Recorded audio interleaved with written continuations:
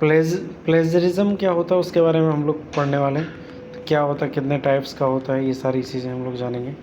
ठीक है, तो क्या होता है प्लेजरिज्म।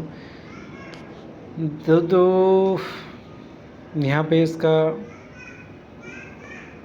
दो there are no authentic definition of plagiarism, number of individual, कई लोगों ने कई चीज़ें बताई है। ठीक है, और यहाँ पे जो लैटिन वर्ड है प्लेजरस, इसका मतलब होता है किडनैपर। ठीक, किसी के बच्चे या अन्य लोगों को किडनैप कर लेना, उनको अगवा कर लेना, तो उसका मतलब ये लिया जाता है। तो यूनाइटेड स्टेट के पब्लिक हेल्थ सर्विस डिफाइन करता है कि रिसर्च मिसकंडक्ट, प्लेजरिज्म का मतलब होता है रिसर्च मिसकंडक्ट।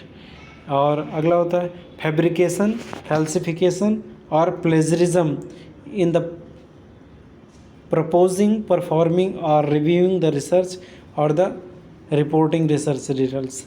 तो ये फैब्रिकेशन, फैल्सिफिकेशन और प्लेजरिज्म, ये सारी चीज़ें इसमें इन्होंने एक साथ कर दी है। ठीक है, और यहाँ पे बताया गया है कि डेफिनेशन देने की कोशिश, both the theft and misappropriation of intellectual property and substantial unattributed textual copying of another work. तो पहली चीज़, एक तो चोरी का किया हुआ चीज़ और मिस आईपीआर का गलत इस्तेमाल किया गया वो चीज़, तो वो सारी चीज़ें प्लेजरिज्म के अंदर आती हैं। सिंपल सी चीज़ ऐसी है कि आपने किसी का रिसर्च पेपर उठाया और आप अपना रिसर्च पेपर लिख रहे हो, उनके रिसर्च पेपर में से ढेर सारा मटेरियल उठाया, अपने में कॉपी कर दिया और बताया भी नहीं कि ये उनका है। ठीक है, बताया भी नहीं कि ये उनका है, तो ये वो आ जाएगा किसके अंदर, प्लेजरिज्म के अंदर में। और आपने लैंग्वेज वगैरह भी चेंज नहीं की, तो ये ढेर सारे डेफिनेशन से बताएंगे। ठीक है, तो ये सबसे पहले ये बता रहे हैं turning the someone's else works as own, तो किसी दूसरे का काम को बता देना है मेरा है। Copying words and ideas from someone without giving credit, बिना क्रेडिट दिए दूसरे के काम को ले लेना। Failing to put the quotation in quotations mark, quotation अगर हो तो उसको कोटेशन में ही डालो। Giving in correct information about the source of the quotation. अगला है changing words from the but copying the sentence structure at the source without credit. कई रिफ्रेजिंग सॉफ्टवेयर्स हैं तो उसमें वो लोग वर्ड्स चेंज कर देते हैं, इन्फॉर्मेशन की जगह पे डेटा लिख देते हैं, फिर बोलते हैं कि ये ठीक है। Copying so many words and ideas from the sources that it make up the majority of your work whether you give credit or not. ठीक है, so plagiarism is unprofessional, plagiarism unprofessional है, अनएथिकल है and theft to the intellectual property of the work है। तो किसी भी IPR का चोरी का वो माल हो। ठीक है, plagiarism is the act of representing as one's own original work the creative works of another without appropriate acknowledgement of the authors. तो ऐसा प्लेजरिज्म क्या होता है कि किसी के काम को आप ले रहे हैं बट ऑथर्स जो है उसका ओरिजिनल उसको नहीं बता रहे। सच क्रिएटिव वर्क्स में इंक्लूड पब्लिश्ड, को ये कौन कौन सी चीज़ें आती हैं इसके अंदर, published, unpublished, written document, interpretations, computer software, design, music, sound, image, photograph, idea of ideological framework, ये सारी चीज़ें आती हैं। ठीक है, प्लेजरिज्म कितने प्रकार का होता है। ठीक है, दो तरह का इसमें बताया गया, इंटेंशनल और अनइंटेंशनल। इंटेंशनल मतलब इंटेंशन से किया गया, अनइंटेंशनल मतलब बिना इंटेंशन के। अनइंटेंशनल और एक्सीडेंटल प्लेजरिज्म कि मतलब जानबूझ के नहीं किया, अनजाने में हो गया। Happens due to lack of knowledge of the referencing citation, कई बार क्या होता है साइटेशन लिखने ना आने की वजह से ये हो जाता है। And also due to intermingling the influence of one's own thoughts and vasting available literature and self plagiarism। ठीक है, तो कई बार अपने विचारों में ही हम लोग खो जाते हैं और हमें लगता है कि ये मेरा थॉट है लेकिन होता दूसरे का है, ऐसा भी हो जाता है। Intentional plagiarism copy of other work without proper acknowledgement, दूसरे के वर्क को हमने कॉपी कर लिया बट क्रेडिट नहीं दिया, तो ये इंटेंशनल हो गया। ठीक है, कॉपी पेस्ट ये कॉपी पेस्ट कर लिया, कॉपिंग वर्ड टू वर्ड के। आइडिया प्लेजरिज्म क्या होता है कि किसी का कॉन्सेप्ट या ओपिनियन को ले लिया लेकिन कॉमन नॉलेज को नहीं लिया। ठीक है, और दूसरा पहला वाला तो सबसे गए गुजरे लोग कर लेते हैं कि बिल्कुल कॉपी पेस्ट कर दिया। आइडिया प्लेजरिज्म में कि उसने आइडिया ले लिया बट सेम कॉन्सेप्ट को चुरा लिया बट बताया नहीं। अगला पैराफ्रेज कर देना, changing grammar, similar meaning words, recording sentence in the original work, ये भी प्लेजरिज्म के अंदर। कई लोग होशियार होते हैं, पैराफ्रेज कर देते हैं। Artistic plagiarism, presenting someone else work using different media such as text use, जैसे अभी मैं जो कर रहा हूँ ये भी प्लेजरिज्म ही है, क्योंकि ये जो कंटेंट है मैंने ईपीजी पाठशाला से उठाया और उसके बाद जो मैं ये पढ़ा रहा हूँ ये मेरा वॉइस है और मेरा वीडियो है, बट ये जो कंटेंट है वो तो ईपीजी पाठशाला का, तो ये भी प्लेजराइज्ड है। बट ये मैं एजुकेशनल पर्पज़ के लिए कर रहा हूँ, कमर्शियल पर्पज़ के लिए नहीं कर रहा हूँ, तो ये कॉपीराइट फ्री है। मैंने इस वीडियो को मोनेटाइज्ड नहीं किया है, हालांकि एलिजिबिलिटी भी नहीं है, तो फिर ये प्लेजरिज्म से बाहर है। पैराफ्रेजिंग हो गया। Code plagiarism, using code algorithm classes without permission, forgotten और एक्सपायर्ड लिंक्स टू रिसोर्सेज। ठीक है, no proper use of quotation marks, miss information of references, translated plagiarism कि किसी चीज़ को उठाओ उसको फिर ट्रांसलेट कर दो, तो ये सारी चीज़ें, इतने प्लेजरिज्म होते हैं सोचो। Prevalence of the plagiarism, the border line between plagiarism and research is surprisingly murky as it the often said in advanced research is only possible by standing on the shoulders of others दूसरे के कंधों पे बैठना। In research it is almost mandatory to refer to the existing literature of respective subject to ensure that the research is being done to fill the gaps pertaining the new aspect of the research, and the literature survey has been done to get support from the existing literature but not to plagiarize। देखो, जो literature सर्वे हम लोग करते हैं उस support लेने के लिए करते हैं, ऐसा नहीं कि उसमें से सारा छाप दिया। The researcher should understand the development of the knowledge and learn to appropriate it by the knowledge acknowledging research work that earlier published। Researchers को भी सोचना चाहिए कि जो पहले पब्लिश किए गए उसको अप्रिसिएट करें, तो ये सारी चीज़ें करते हैं।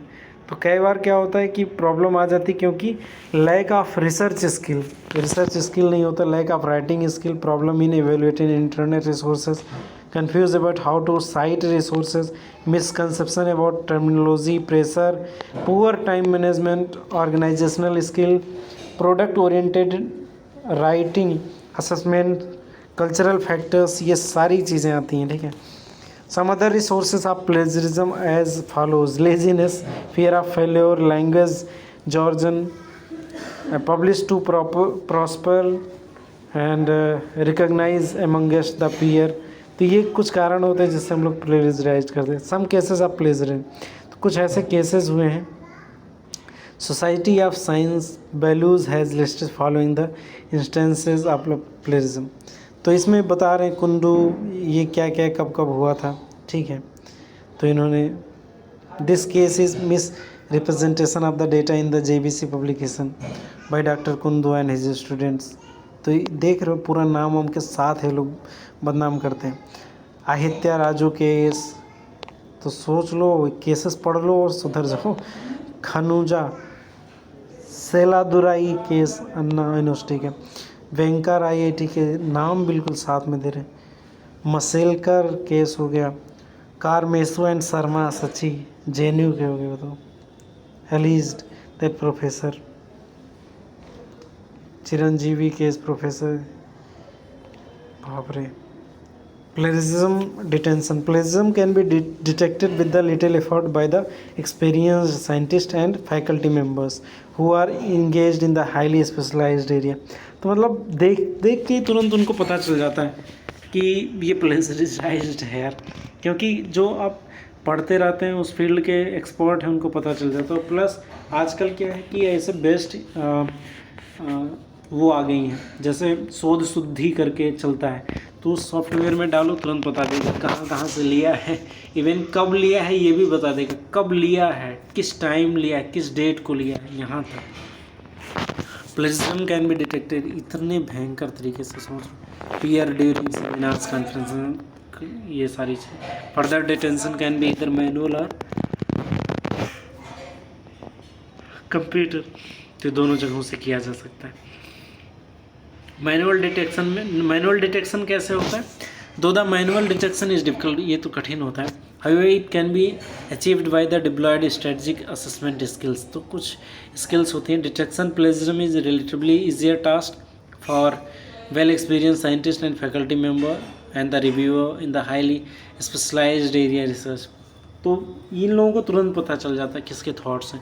Mixed citation styles, lack of reference or quotations, unusual formatting and anomalies of diction, anomalies of style, कई लोग अलग अलग फॉन्ट्स यूज़ कर लेते हैं। Blunder in clues which include obvious indicators of copy, तो ये सब बताते हैं कि आपने कॉपी किया। साइबर स्पेस प्लेजरिज्म डिटेक्शन, अब साइबर स्पेस में कैसे किया जाएगा plagiarism detection. It is important to check plagiarism in article available in the digital formats against material published on the web, तो कट कॉपी पेस्ट किया mouse से तो ये सारा आ जाता है तुरंत। It is common practice that school students and, ये क्या हो गया, हैंग हो गया मेरा फ़ोन, तो ये स्कूल स्टूडेंट्स वगैरह ये ज़्यादातर बेचारे करते हैं, बट बड़े हो जाने के बाद जब आप रिसर्च पेपर पब्लिश करो तो उसमें दिक्कत हो सकती है। 10% तक प्लेजरिज्म छूट है, आगे हो सकता है, इसके बारे में बताया। Use technology for technology driven plagiarism, for example using plagiarism software detecting cyber space, तो ये सारी चीज़ें। Sample of the research article check through the plagiarism, तो इस तरह से बता देता है, जब अगर पूरा 100% ओरिजिनल होगा तो ये ग्रीन आ जाएगा, और अगर कुछ परसेंट होगा, जैसे 4% इन्होंने रेफरेंस किया है, यहाँ पे रेफरेंस जो है वो 41% है, ठीक है, इस तरह से ओरिजिनल वर्क है 59 वर्क, तो इस तरीके से पता चल जाता है कि कितना ओरिजिनल वर्क है, कितना इंटरनेट वगैरह से लिया है। कमर्शियल प्लेजरिज्म डिटेक्शन सॉफ्टवेयर, कई ऐसे सॉफ्टवेयर्स हैं, टर्निटिन हो गया, ठीक है, और इजी वेरिफिकेशन इंजन हो गया, very powerful tool that allow professional, तो www पे, तो नाम थोड़ा सा याद होना चाहिए। इसको EVE2 बोलते हैं। टर्निटिन हो गया, ये इसका काफ़ी ज़्यादा यूज़ होता है, जो ये पीयर मार्क्स वगैरह के लिए किया जाता है, पीयर रिव्यू के लिए भी यूज़ किया जाता है, और ये टेक्स्ट, ग्राफिक्स, फ़ोटोज़, इन सब चीज़ों को प्लेजराइज पता कर लेता है। ऑथेंटिकेट भी है जो प्लेजरिज्म को चेक करता है। तो इससे देखो, जब आप अपना वो थीसिस वगैरह लिखोगे तब इसमें यूज़ कर सकते हो, इसको क्रॉस चेक वगैरह होता है। Open source plagiarism detective software, कुछ ऐसे भी सॉफ्टवेयर्स हैं जो ओपन सोर्स हैं, पैसे नहीं लगते, कोई भी उसको यूज़ कर सकता है। तो ये क्रॉट open source software is available 2 basics version, तो ये क्रॉट का लोग यूज़ कर सकते हैं, ठीक है। डॉक कोप क्रिएटर रिपोर्ट्स, ये यूज़ कर सकते हैं। वाइपर, कितना अच्छा नाम दिया, वाइपर, डॉक कोप क्रिएटर, क्रॉट, ये 3 चीज़। लिमिटेशंस कौन कौन से हैं, limitations of plagiarism detection software, इसकी कुछ लिमिटेशंस है। सबसे पहले there are number of open source plagiarism detection software that are available, while some of there downloaded and install shareable, highly effective with the web online interfaces, not available free of cost. तो कई ऐसे हैं जिसको share वगैरह तो किया जा सकता है, but free of cost available नहीं है। Most plagiarism detection software rely on the text based matching articles and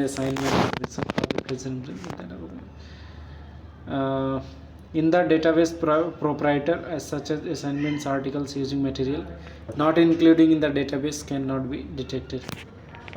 Since one source of detection of the plagiarism is not reliable, so it is time consuming and check plagiarism using multiple sources. There are chance of losing formats, तो plagiarism check करने में format वगैरह भी loose हो सकते हैं। Original research work and data are made available third party that may lead to copyright violation. ठीक है, ओरिजिनल वर्क और डेटा भी इस तरह से हो सकता है। ठीक है, made available to third party that may, अगर किसी ऐसे सॉफ्टवेयर को हमने दे दिया, उसके बाद मान लो प्लेजरिज्म चेक करने के लिए दे दिया, बाद में दोबारा हम लोग अपने ही काम को कर रहे हैं, तो 100% प्लेजरिज्म बता देगा। Use of plagiarism detection software में stain teacher student relationship as student में feel guilty till the proven innocent. ये भी खतरनाक है। Plagiarism detect software can be fooled by making intelligent chances, syntax, ये सारी चीज़ें। Plagiarism detection software would also detect common phrases and sentences, ये कुछ ही चीज़ों को ये डिटेक्ट कर पाता है। प्रिवेंशन स्ट्रेटजीज, कैसे इन सब चीज़ों को रोक सकते हैं। Prevention plagiarism is very difficult task as it is not technological problem but associated with the ethical behaviour and application of the research methodology consisting institutional approach required against plagiarism. तो इस तरह से हमें रोकना चाहिए। इंस्टीट्यूशनल रिस्पॉन्सिबिलिटी क्या क्या होनी चाहिए, यूनिवर्सिटी को क्या करना चाहिए, क्लियरली पॉलिसी बनाना चाहिए, ओरिएंटेशन प्रोग्राम करना चाहिए, कोड ऑफ ऑनर करना चाहिए, बिल्ड रिपोजिटरीज बनाना चाहिए जिससे लोग जाने पढ़ें। जैसे शोध गंगा शोध सिद्ध हुई थी, नहीं थीसिस पढ़े यहाँ टॉपिक पे जाके पढ़ो फिर अपना बनाओ। रेगुलेटरी बॉडी बनानी चाहिए जैसे यूजीसी, सजेस्टेड बाय के सत्यनारायण नारिया। The government of India should frame a national plan of action that include government funding agency. Role of academic community and academies. ये स्टूडेंट को बताएं, ये भैया प्लेजराइज ना करो, ये भैया प्लेजराइज ना करो, ये बाबू प्लेजराइज ना करो, ऐसे करें। नहीं, ऐसा नहीं है, वो इतना रिक्वेस्ट नहीं करेंगे, सीधा आपके थीसिस को गड़बड़ कर देंगे। और कई ऐसा होता है कि अगर आप 3-4 बार करते हैं तो आपको ब्लॉक कर दिया जाता है, आपको ग्रे एरिया में, ब्लैक एरिया में इस तरह से डाल देते हैं लोग। तो हमें सावधान होना चाहिए। ठीक है, तो role of academic librarians and library professional, उन लोगों का रोल क्या होना चाहिए। Importing education, what plagiarism is and how it can be avoided, तो इस पर हमें इन्हें बात कर देना चाहिए। Locating different kind of information from print search strategies, academic IPR related copyright fair use, ये सारी चीज़ें उनको बताना चाहिए। UGC और इन्फ्लेमनेट को क्या करना चाहिए, इन्फ्लेमनेट के बारे में हमने बताया ही। तो ये लोग यूनिवर्सिटीज़ से बात करते, जैसे शोध शुद्धि है तो वो लोग इसको प्रोवाइड करते हैं स्टूडेंट्स को या फैकल्टीज़ वगैरह को, टर्निटीन, ये सब चीज़ों को। तो ये था हमारा प्लेजरिज्म। ठीक है, आई होप आपको थोड़ा बहुत समझ में आया। So thank you very much and all the best.